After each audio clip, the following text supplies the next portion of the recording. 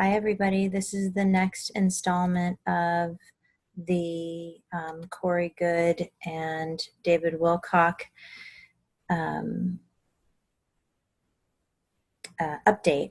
So this is starting with a brief word about extraterrestrials. Now that Emery has come forward, I can speak more precisely about some of the things I learned over the years. It turns out that our galaxy is literally bursting with Earth-like planets and intelligent civilizations. NASA has publicly estimated that there are over 40 billion Earth-like planets, 40 billion Earth-like planets in our galaxy alone. What you learn on the inside, in quotes, is that intelligent civilizations invariably have bodies that are human-like or at least hominid in appearance. Emery calls this the 5-star formation, in quotes. The head, 2 arms, and 2 legs. It isn't always this way, but it again is very common. The complex biosphere we see on Earth allegedly appears in much the same way on other Earth-like planets. What changes, however, is the exact species on that planet that ends up developing into a human-like form. You can therefore have human-like beings with characteristics that reflect every type of life we see here on Earth, including insects, aquatics, mammals, birds, and reptiles. Thankfully, 95% of all spacefaring civilizations out there are positive and benevolent. The Draco reptilians are, effectively, the bullies of our galaxy. The SSP Alliance and the Sphere Beings. Corey's testimony about the hidden interstellar community around us has gone significantly beyond the clues I gathered from other insiders. So this is David Wilcock. At the same time, and it has been since I started this, at the same time, he knew many dozens of specific, highly classified data points I had already assembled and never shared anywhere online. None of us could have possibly expected what happened on March 25th when Corey had an SSP craft land in his yard and then bring him up to the LOC. As we have reported before, Corey was brought into a conference room filled with people of all different races from Earth, wearing the usual space program one-piece jumpsuits. They would be cool to have a jumpsuit. I'd like one. They were key members of an alliance that had formed with the SSP, seeking to break the secrecy and return all of their technology and facilities to the people here. Corey was asked to stand up on stage in front of these people by Gonzalez, an SSP Alliance member he had just met. He was given no further instructions. Suddenly, the crowd was shocked as 2 unfamiliar-looking tall ETs appeared behind Corey as he stood there. This next illustration shows what we have called the Blue Avian race as well as the Golden Triangle race. One of each appeared behind Corey. So again, I'll reference that this is on the link that I'll provide in the description box. If you haven't seen these beings, I recommend you checking them out. Pretty amazing. Corey, what you got thrown into, dude, whoa. The big conference and the Law of One. At this point, Corey became a conduit for these beings to speak to the assembled crowd. For whatever reason, the beings could not communicate with the SSP Alliance directly. They needed an intermediary to do so, and they chose Corey. This happened immediately after Corey had spent 4 months telling me everything he knew about the SSP and had just come forward with his real name. The SSP Alliance realized that they were dealing with a very significant new ET group. One of the first questions they asked was, "Are you the Ra from the Law of One?" And there's a picture of the Law of One book, the raw material by Ra and a humble messenger of the Law of One. And those books I know you can get online or purchase them at bookstores. The Law of One is a series of 5 books channeled by L&L Research Company between 1981 and 1983. It has formed the basis of my entire life's work ever since I began reading it in 1996. I heard about it in late 1995 in a book by Scott Mandelker, PhD, sorry, who said it was by far the greatest philosophical and spiritual treatise he had ever read. His doctorate was in East-West psychology, and he felt that it captured the deepest essence of Buddhist and other Eastern religious teachings perfectly. The Law of One was the result of 20 years' worth of research into trying to perfect channeling, after the pioneering work of W.B. Smith proved it could be very accurate under certain circumstances.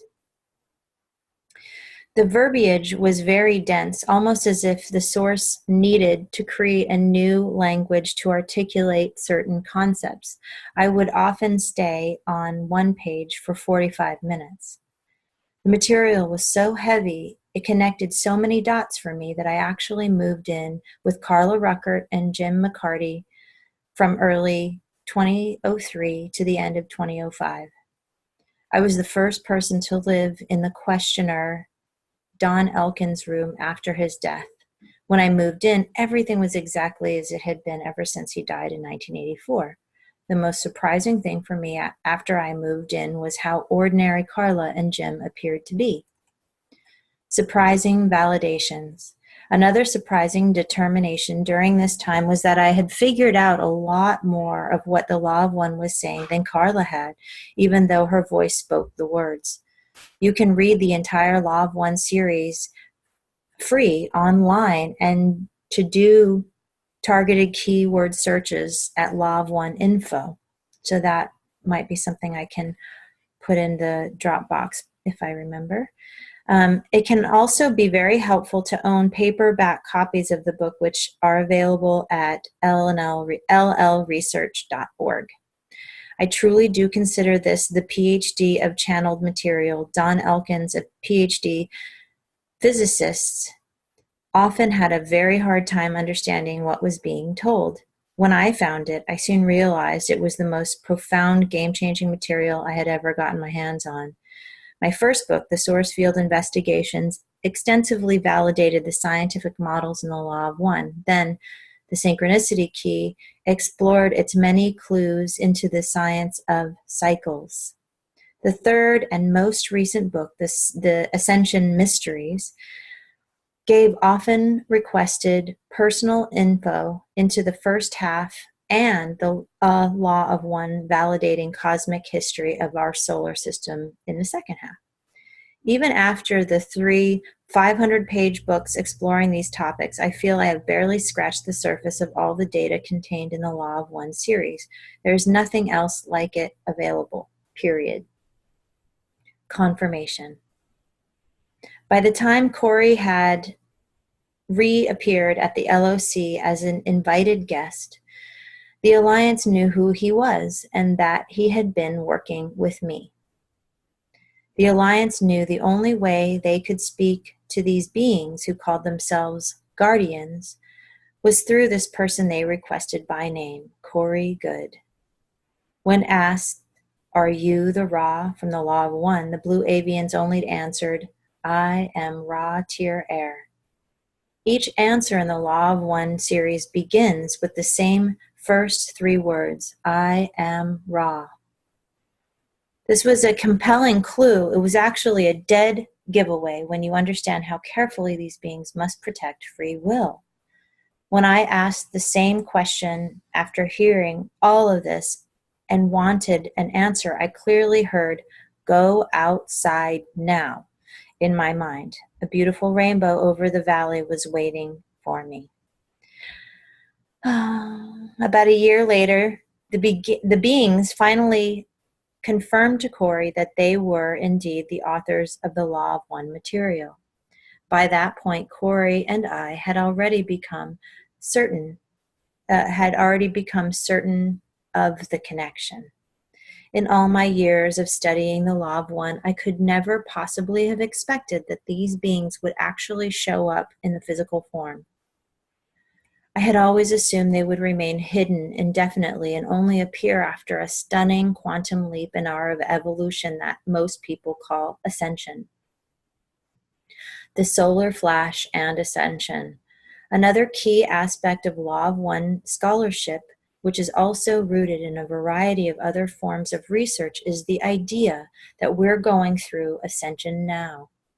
This may not be visible to us, as life can seem to be very depressing and harsh, but there are much greater forces at play here. As I have been discussing every week now on my show, Wisdom Teachings, our entire solar system is undergoing massive climate change like we see on Earth. These are huge discontinuous events, and the scientific data has all been updated right to the present. It keeps getting more and more intense. It is a must-see. And so there's a link here in the update. We are seeing the sun and planets becoming brighter, hotter, more magnetic, having more ozone and charged particles, more X-ray emissions, and so forth. 35 different ancient traditions, as compiled by historians Centilana and von Deschend, I don't know, sorry I'm botching that, all predicted we would enter into a golden age after going through this process. The best of these traditions clearly predict that this quantum leap will be kicked into high gear as the sun gives off an epic flash of bright white light, much greater than usual. The entire second to last season of Wisdom Teachings was all dedicated to the many different prophecies we find of this event, and there's a link here. It is woven through all major religions as well as many other ancient traditions. The similarities suggest that there must have been a unified, hidden effort to predict this for our time. Graduation. The people in the Secret Space program have identified that these changes are being caused by a very hot and magnetic interstellar cloud our solar system is drifting into. NASA only formally announced the data to support this with the work of Dr. Merav Ophir, M-E-R-A-V is the first name, O-P-H-E-R, beginning in 2009, as I have been reporting on Wisdom Teachings.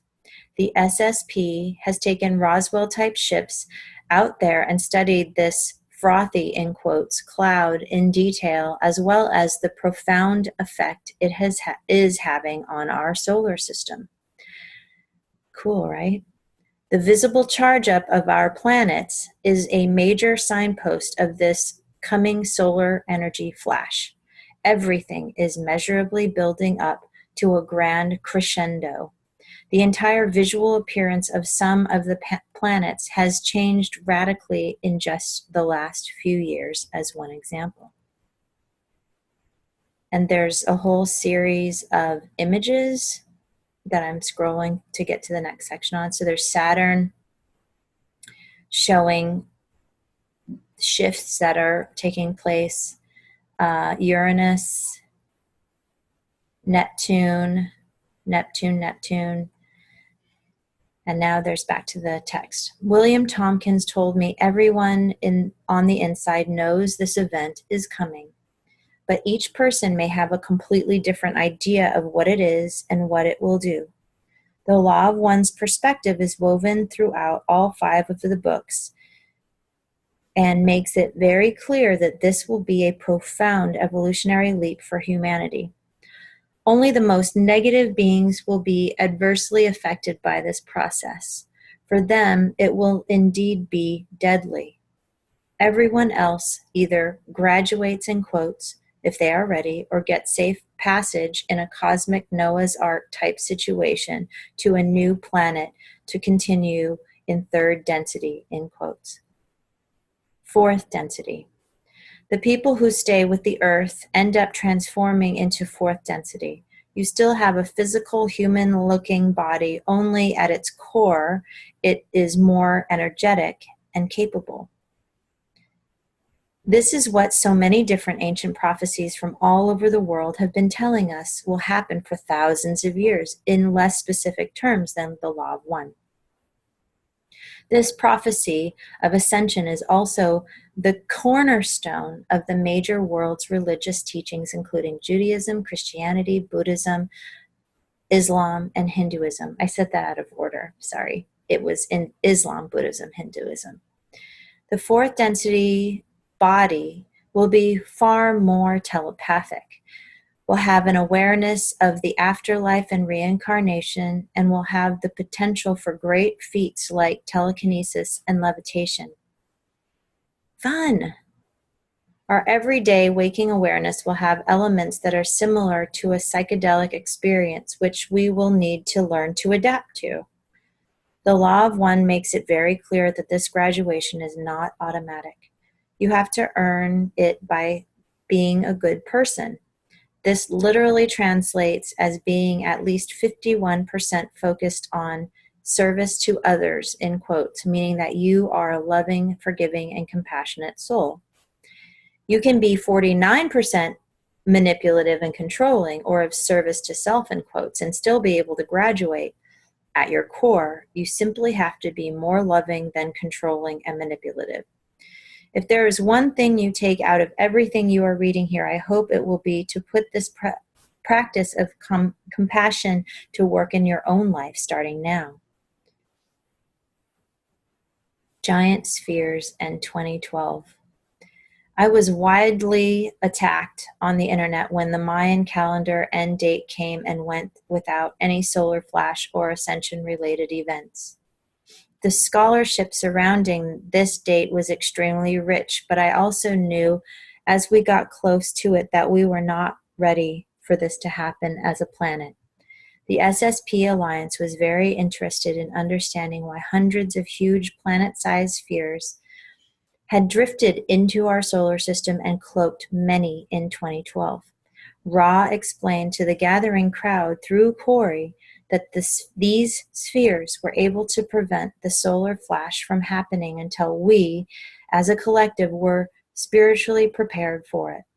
One of the most important preparations we must go through is getting at least some degree of cosmic disclosure about who we really are and what is really going on. Exposing the true ugliness of the deep state, including Satanism, pedophilia, is only the first step of this process. Far more important that we see the barriers of secrecy come down around UFOs and the existence of the secret space program. The awe-inspiring psychological shifts this will cause in the mass public will lead to widespread spiritual awakenings that will much more directly prepare us for this shift. In fact, the Law of One says that we will ultimately determine when the shift happens by our collective overall level of spiritual advancement. And I'm just going to finish this chunk with this section here. When will it happen? Since 2012 was obviously a bust, most people believe that the whole story was fake, in single quotes, and has been discredited. Nothing could be further from the truth. Interplanetary climate change keeps getting more and more intense. Disclosure is ramping up on Earth big time. The good are getting better and the bad are getting worse. Millions of people are having powerful dreams and other visionary experiences in an ever-increasing basis. We are heading right into the ascension at top speed. Although no one knows for sure when the flash is anticipated to happen, the SSP has used various methods to calculate an approximate expected time window. When we combine what the various beings who have spoken to Corey have told us, as well as these insiders, it appears this will happen by or before 2023. It might be sooner than that, but it is apparently not likely to be any later again, the real key has to do with an overall readiness for it as a collective. It might be sooner than that, but it is apparently not likely to be any later. Again, the real key has to do with our overall readiness for it as a collective. The SSP Alliance was very interested in what Ra had to say about this event. It is, and its consequences in that very interesting meeting of March 2015. The alliance that the giant spheres would buffer, in quotes, the transition to make it smoother. Let me read that again, sorry. The alliance heard that the giant spheres would buffer, in quotes, the transition to make it smoother and eventually phase out of existence entirely as we got close. That is what's happening now. The spheres have already just about disappeared, and that is just one part of Corey's latest briefings from the ET's side of things.